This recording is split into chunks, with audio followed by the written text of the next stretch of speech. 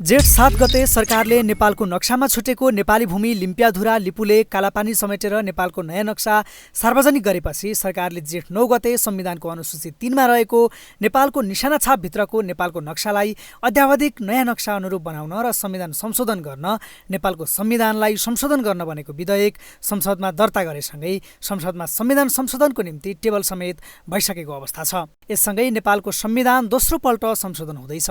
नेपालको नयाँ राजनैतिक तथा प्रशासनिक नक्सा जारी भएसँगै नेपालको नक्सा प्रयोग हुने सबै ठाउँमा नक्सा परिवर्तन गर्नुपर्ने हुन्छ। मुख्यतः संविधानबाटै सुरु गर्नुपर्ने भएकोले अब छिट्टै नै नेपालको संविधानको अनुसूची 3 संशोधन हुँदैछ। सरकारले संविधान संशोधन गर्नको निम्ति आवश्यक 2/3 जुटाउनु पर्ने हुन्छ। उक्त नेपाली भूमि हो भन्नेमा सर्वसहमति जुटिसकेको अवस्थामा संविधान संशोधनमा भने राष्ट्रिय सहमति जुटिसकेको अवस्था छैन। जनता समाजवादी पार्टी नेपालले सोमबार आफ्नो छुट्टै संविधान संशोधन प्रस्ताव दर्ता गरेको छ भने प्रमुख प्रतिपक्षी नेपाली काङ्ग्रेसले पनि छुट्टै संविधान संशोधन प्रस्ताव दर्ता गर्ने काम सुरु गरेको छ। यससँगै अब संविधान संशोधनको विषय पनि पेचिल्लो बन्ने निश्चित छ।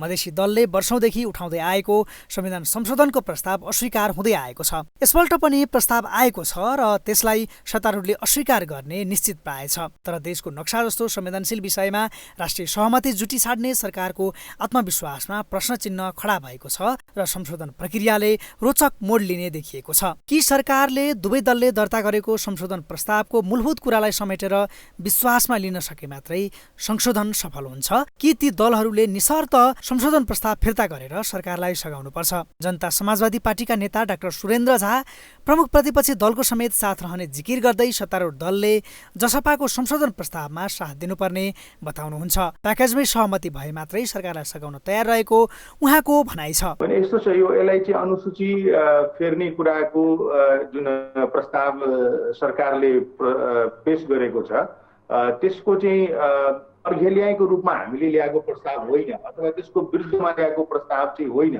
हाम्रो खालि के मात्रै विषय हो भने संविधान संशोधन गर्दाखेरि पटक पटक संशोधन गर्ने विषय पनि होइन यो, र संशोधन गर्दाखेरि आवश्यक जति कुराहरू छ त्यसलाई चाहिँ हामी 1, 2, 3 भनेर चाहिँ खुट्याएर एकैपटक संशोधन गरौँ भन्ने हाम्रो माग हो। त्यसैले मलाई के लाग्छ भने सरकारले र प्रमुख प्रतिपक्षी पार्टी नेपाली काङ्ग्रेसले जुन भनिसकेको छ हामी सघाउँछौँ, उहाँहरूले हाम्रो यो संशोधन प्रस्ताव खास हामीले दर्ता गराएको हो, हाम्रो प्रस्ताव होइन, यो नेपाली जनताको र चाहिँ राष्ट्रभित्र रहेको 4 किलाभित्र रहेको सबैलाई चाहिँ राज्यको नजरमा चाहिँ समानताको हक दिलाउने हिसाबले हामीले दर्ता गरेका छौँ।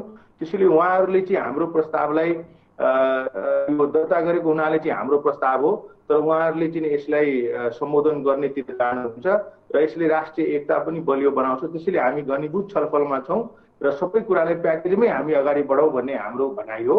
मधेसी दलहरूले संविधान जारी हुँदादेखि नै संविधानको विभिन्न विषयमा असहमति जनाउँदै संशोधनको नाममा आन्दोलन गर्दै आएका थिए। अहिले पनि संसदमा हरेक दिन बोल्ने क्रममा सांसदहरूले संविधान संशोधनकै माग र मुद्दा उठाउँदै आएका छन्। यसअघिका सरकारले पनि प्रयत्न नगरेको होइन, तथापि सफल हुन सकेन। मे 8मा भारतले कैलाश मानसरोवर जाने सडक खण्ड नेपालको लिम्पियाधुरा लिपुले कालापानीको भूभाग अतिक्रमण गरेर बनाएपछि उक्त भूमि नेपाली भूमि भएको र नेपालले फिर्ता लिनुपर्ने माग चौतर्फी उठिरहेको थियो। त्यसो त गत कार्तिकमा भारतले आफ्नो राजनैतिक नक्सामा नेपाली भूमि समावेश गरेपछिदेखि नै नेपाल सरकारको र आम राजनैतिक दल र नेपाली जनतामा उक्त अतिक्रमित भूमिबारे चासो हुँदै आएको थियो। सरकारलाई निकै दबाव बढेपछि सरकारले उक्त भूमिलाई नेपालको नक्सामा समावेश गराउने र भूमि फिर्ता गराउन कूटनीतिक पहल र प्रयास गरिरहेको थियो। जेठ 2 गते राष्ट्रपति विद्यादेवी भण्डारीले आर्थिक वर्ष 77-78 को सरकारको नीति तथा कार्यक्रममा अतिक्रमित भूमि समावेश गरेर नयाँ नक्सा सार्वजनिक गरिने बताएसँगै जेठ 4 गतेको मन्त्री परिषदको बैठकले उक्त नक्सालाई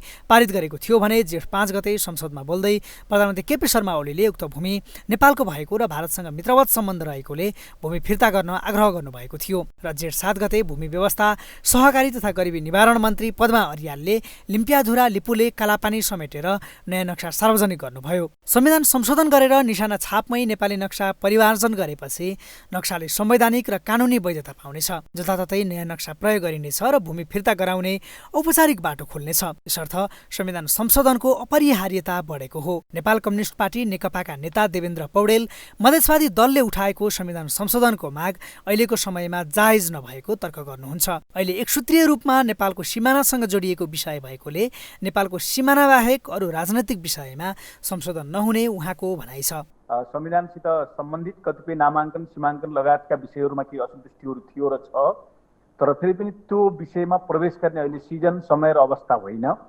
हामी कोरोना महामारीका विरुद्ध लडिराखेका अवस्थामा देशको राष्ट्रियता र सार्वभौमिकताको प्रश्न चाहिँ फेरि पनि मुखरित भएर आएको छ। यो विषयलाई पहिला हल गरौँ, अरू विषय रहेछन् भनेदेखि अलिक सहज परिस्थितिमा हामी छलफल गरेर अगाडि बढ्न सक्नेछौँ। संविधानका अरू विवादित एजेन्डाहरूमा प्रवेश गर्ने समय होइन। हामी एकसूत्रीय एजेन्डा यति बेला संविधान संशोधनको विषयमा नेपालको सिमानासित सम्बन्धित कुरालाई दर्ता पनि भएको छ लिएर जाँदैछौँ सदनमा। यो विषयलाई पहिला हामी टुङ्गो लगाउँ, त्यसपछि पर्यो भनेदेखि हामी नेपालका आन्तरिक कतिपय सदनभित्र भएका बाहिर भएका दलहरूसित सहमति सहकार्य छलफल गर्दै जाँदा आवश्यक पर्यो भनेदेखि त्यो विषयलाई हामी चाहिँ अर्को प्रसङ्गमा उठाउनेछौँ। 3वटा संशोधन पेश भएको अवस्थामा संविधान संशोधन सहजै हुन नसक्ने अवस्था देखिएको छ। यसको निम्ति 3 दलबीच सहमति गरेर लेनदेन हुन सक्ने अवस्था पनि आउन सक्छ। तर अहिले दीर्घकालीन महत्त्वको विषय अथवा राजनैतिक दलहरू बीचकै जुङ्गाको लडाईँमा सरकार अल्मलिने विषय होइन। कोरोना कहरकै बीचमा पनि सरकारकै राजनैतिक विषयमा अल्मलिरहँदा कोरोना नियन्त्रणमा प्रभावकारी कदम हुन सकेको छैन। यसतर्फ ध्यान पुर्याउनु छ भने अर्कोतर्फ नेपाली भूमिमाथिको भारतीय आक्रमणको अस्वीकार्यतालाई सरकारले छिटोभन्दा छिटो प्रत्युत्तरका साथ भूमि फिर्ताका लागि सक्रियतापूर्वक लाग्नुपर्ने अवस्था छ। यसर्थ अहिलेको समयमा राजनैतिक विषयको संशोधनलाई थाँती राखेर देशको राष्ट्रियतालाई एकताबद्ध बनाउँदै नक्सासँग सम्बन्धित संशोधनलाई सर्वसम्मत पारितको विकल्प छैन। प्रतिपक्षी दलहरूले पनि देशको राष्ट्रिय एकता स्वाधीनता नै कमजोर देखिने गरी नेपालको नक्सा पारित गर्नबाट बखेडा झिक्न यो बेलामा मिल्दैन कि? एबिसी रिपोर्टर विक्रम रत्न, काठमाडौँ।